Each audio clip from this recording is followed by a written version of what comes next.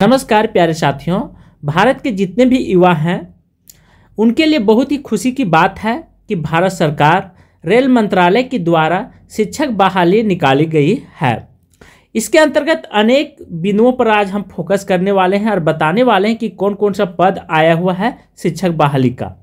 आपके मन में यह उत्पन्न होती होगी कि रेल मंत्रालय के द्वारा निकाली जाती है तो यह स्कूल कहाँ पे चलती है।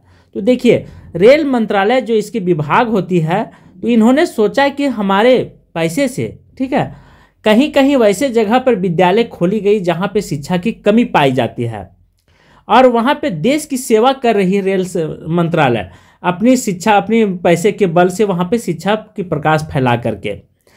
तो जैसे बहुत सारे शहर में ऐसे होते हैं कि अपना हॉस्पिटल खोल देते हैं। आप देखे होंगे एनटीपीसी का खुद का हॉस्पिटल रहता है खुद, और बहुत सारे विद्यालय रहते हैं, या सैनिक विद्यालय है, हॉस्पिटल है। उसी प्रकार रेल मंत्रालय का अपना विभागीय होता है, अपना हॉस्पिटल होता है, और ऐसे बहुत सारे इनकी जो होती है लोगों की सुविधा के लिए बनाई जाती है।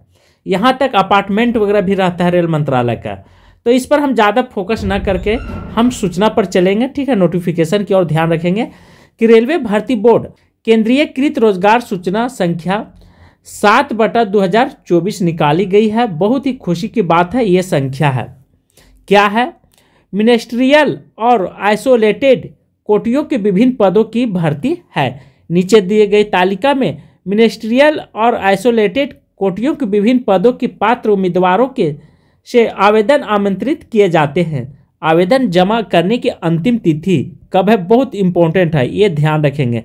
6/2/2025 तक है, ठीक है। अर्थात फरवरी का महीना पकड़। यहाँ पे साफ साफ लिखा हुआ है कि आवेदन प्रारंभ जो है से 7/1 से प्रारंभ हो जाएगी और आवेदन लास्ट तक 6/2, ठीक है, 2025 तक आप फिलअप कर सकते हैं। तो इन बिंदुओं का आपको ख्याल रखिएगा, माइंड से कभी भी नहीं निकालिएगा। ही तो मेन चीज़ है, ठीक है। आपको पद पता हो या ना हो, लेकिन ये चीज़ आपको होना चाहिए कि कब से प्रारंभ होती है और कब से अंत होती है, मतलब कब इंड करती है। दोनों बिंदुओं का आपको विशेष ध्यान रखना है।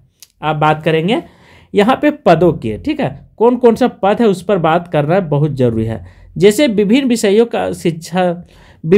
का स्नातकोत्तर शिक्षक, पीजीटी का, ठीक है। यह स्नातकोत्तर जो होता है पीजीटी लेवल का होता है। इसमें कितने हैं?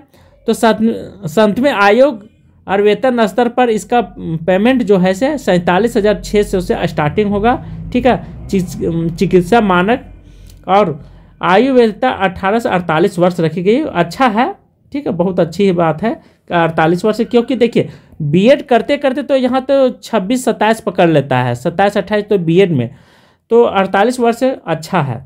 इसके लिए कुल पदों की संख्या 187 है पूरे भारत में। वैज्ञानिक पर्यवेक्षक, इसकी संख्या 44,900 से है, ठीक है, वेतन है। लेकिन यहाँ पे 18 से 38 वर्ष और रिक्त पद 3 है। उसी प्रकार मुख्य विधि सहायक, इसका पेमेंट है 44,900 से और उम्र सीमा 18 से 43 है और सीटों की संख्या 54 है, ठीक है। और स्नातक शिक्षक, इसकी भी संख्या 338 है। बहुत अच्छा है स्नातक, मतलब टीजीटी का, ठीक है, टीजीटी का। उसके बाद शारीरिक प्रशिक्षण अनुदेश, इसकी संख्या जो है 18 है और वेतन जो है 44,900 से है। तो वेतन पर हम नहीं ज़्यादा चर्चा करके हम केवल सीटों की संख्या देखेंगे और उम्र पर विशेष ध्यान रखेंगे। वैज्ञानिक सहायक है, इसकी जो 18 से 38 वर्ष तक लोग भर सकते हैं, ठीक है। उसी प्रकार लोक अभियोजक, इसकी संख्या 18 से 35 वर्ष रखी गई है और 20 सीटें हैं। लाइब्रेरियन का भी आया हुआ है, इसमें 18 से 33 है और 10 सीट है। संगीत अध्यापिका 3 है और सबसे ज़्यादा प्राथमिक रेलवे में 188 है और इसकी उम्र सीमा 18 से 48 वर्ष है। और सहायक अध्यापिका 18 से 48 वर्ष ये भी है और संख्या कहे तो 2 पद है। और प्रयोगशाला सहायक जो है 18 से 48 वर्ष तक भर सकते हैं और संख्या की बात करें तो 7 है। उसके बाद लेव ग्रेड का है सहायक जो है 18 से 33 और कुल मतलब 12 है। इस तरह से टोटल अधिक कुल करते हैं तो 1036 पद हो जाते हैं पूरे भारत में। उपरोक्त तालिका में दर्शाए गए आयु सीमा वर्षों में आयु की उपरोक्त सीमा ठीक है, महामारी अर्थात कोविड-19 के कारण एक बार के लिए निर्धारित आयु सीमा 3 वर्ष छूट मिल सकती है। यदि आपकी उम्र ज़्यादा है तो आपको 3 वर्ष आप माइनस करके आप इस फॉर्म को फिलअप कर सकते हैं। जोड़ लीजिए कि आपके 3 वर्ष में कितना हो रहा है, तो यदि एज बच रहा है, ठीक है, इस मानक के अंतर्गत, तो आप इस फॉर्म को फिलअप कर सकते हैं। इसमें कोई गारंटी नहीं है। अब यहाँ पे कुछ वेबसाइट दिया गया है, यहाँ से सीटें निकल करके आई है। तो देखिए, अजमेर से, बंगलोर से, भोपाल, भुवनेश्वर, बिलासपुर, कलकत्ता, जम्मू कश्मीर, गुवाहाटी, ठीक है, गोरखपुर, चेन्नई, चंडीगढ़, मालदा, मुंबई, पटना, प्रयागराज, रांची और सिकंदराबाद, इन विभिन्न क्षेत्रों से मिला करके टोटल 1036 सीटें हो जाती है। बहुत इंपॉर्टेंट है, ठीक है। इसके बाद हम सिलेबस की बात करेंगे। सिलेबस क्या है उस पर भी चर्चा करेंगे, और कौन कौन से लोग फॉर्म को फिलअप कर सकते हैं।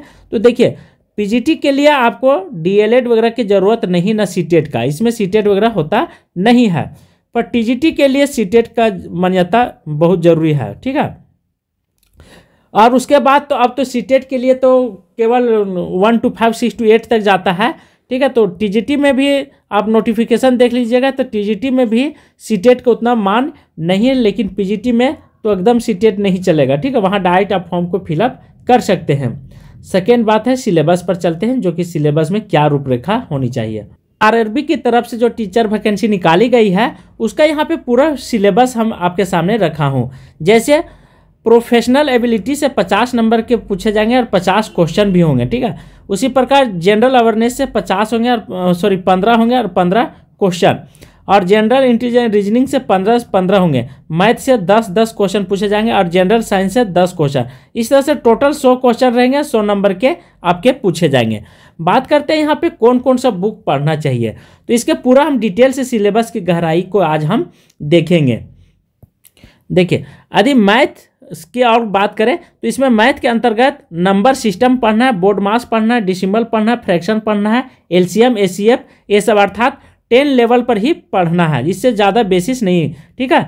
और ट्रिगोनोमेट्री, ये सब टोटल पढ़ करके जाना, स्क्वायर रूट वगैरह। तो आप देख लीजिए सिलेबस, ठीक है। उसके बाद जनरल अर्थात रीजनिंग में लॉजिकल है, और नंबर सिस्टम है, कोडिंग डिकोडिंग है, मैथमेटिकल है, और रिलेशनशिप है, और ये सब टोटल रीजनिंग आपको पढ़ करके जाना है।